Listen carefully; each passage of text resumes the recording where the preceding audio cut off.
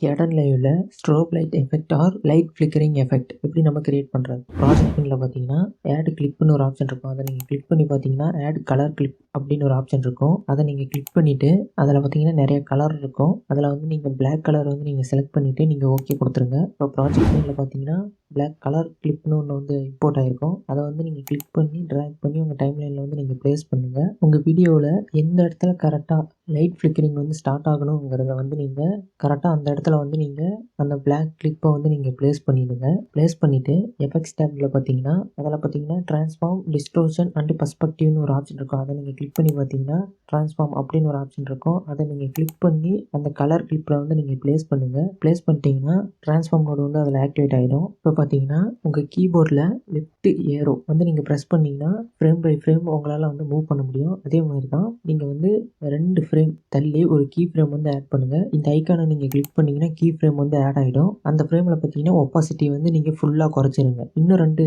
Frame தள்ளி இன்னொரு key frame add பண்ணி அதில் வந்து ஒப்பாசிட்டி வந்து நீங்கள் ஃபுல் பண்ணிடுங்க. 100% கொண்டாந்துருங்க. அடுத்து இன்னொரு 2 ஃப்ரேம் தள்ளி இன்னொரு கீ ஃப்ரேம் ஆட் பண்ணி அதில் ஒப்பாசிட்டி வந்து நீங்கள் ஃபுல்லாக குறைச்சிருங்க. இந்த மாதிரி உங்களுக்கு எத்தனை செகண்ட் வேணுங்கிறது மாதிரி நீங்கள் கரெக்டாக வந்து அத்தனை கீ ஃப்ரேம் ஆட் பண்ணிடுங்க. இப்போ நம்ம இந்த மாதிரி ஒவ்வொரு தடவையும் இந்த மாதிரி நம்ம கீ ஃப்ரேம் ஆட் பண்ணி அந்த எஃபெக்டை நம்ம கிரியேட் பண்ண போகிறோமான்னு கேட்டிங்கன்னா அதுதான் கிடையாது. இதை நம்ம வந்து ப்ரீசெட் மாதிரி நம்ம சேவ் பண்ணி வச்சு நமக்கு அப்புறமா தேவைன்னா நம்ம வந்து ஒரே கிளிக்கில் வந்து நம்ம அதை யூஸ் பண்ணிக்கலாம். இப்போ இந்த மாதிரி நீங்கள் கீ ஃப்ரேம் முழுசாக நீங்கள் ஆட் பண்ணிவிட்டு அந்த ட்ரான்ஸ்ஃபார்ம் நோட்டில் பார்த்தீங்கன்னா ஒரு சின்னதாக ஒரு சிம்பிள் மாதிரி இருக்கும். அதை நீங்கள் கிளிக் பண்ணி பார்த்தீங்கன்னா சேவ் ப்ரீசெட் அப்படின்னு ஒரு ஆப்ஷன் இருக்கும். அதை நீங்கள் கிளிக் பண்ணிங்கன்னா அந்த ப்ரீசெட்டுக்கு வந்து நேம் கேட்கும். அந்த ப்ரீசெட்டுக்கு நீங்கள் நேம் கொடுத்துட்டு அந்த ஓகேவை நீங்கள் கிளிக் பண்ணிட்டீங்கன்னா அந்த ப்ரீசெட் வந்து சேவ் ஆகிடும். திரும்ப நீங்கள் அதே சிம்பிள் நீங்கள் கிளிக் பண்ணி பார்த்தீங்கன்னா நீங்கள் நேம் கொடுத்த ப்ரீசெட் வந்து அதில் இருக்கும். நீங்கள் ஸ்ட்ரைட்டாக வந்து ஒரே கிளிக்லேயே வந்து அந்த எஃபெக்ட்டை வந்து நீங்கள் அடுத்த தடவை நீங்கள் வந்து ஈஸியாக யூஸ் பண்ணிக்கலாம். இந்த மாதிரி நீங்கள் பெரிய எஃபெக்டாக நீங்கள் கிரியேட் பண்ணும்போது வந்து நீங்கள் அதே கிளிப்பை வந்து